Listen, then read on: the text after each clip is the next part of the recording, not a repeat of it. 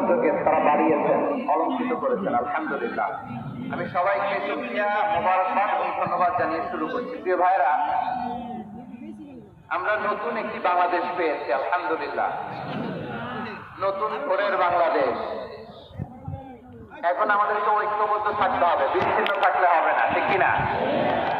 আমি প্রায় বলি, যখন আমরা একা থাকি তখন আমরা ব্যক্তি, যখন আমরা সবাই মিলি তখন আমরা শক্তি।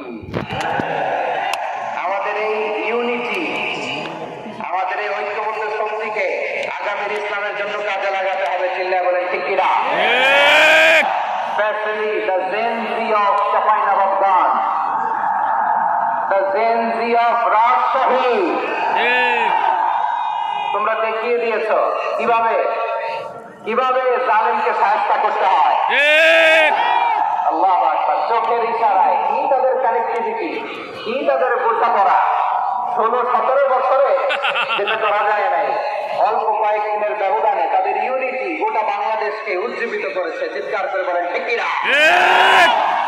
এই উচ্ছ্বাস, এই ইউনিটি, এই সম্প্রীতি আমাদেরকে বজায় রাখতে হবে।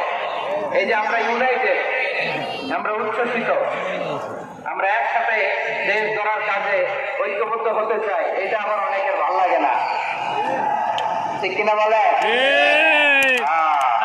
আমাদের শুরু অনেকের ভালো লাগে না।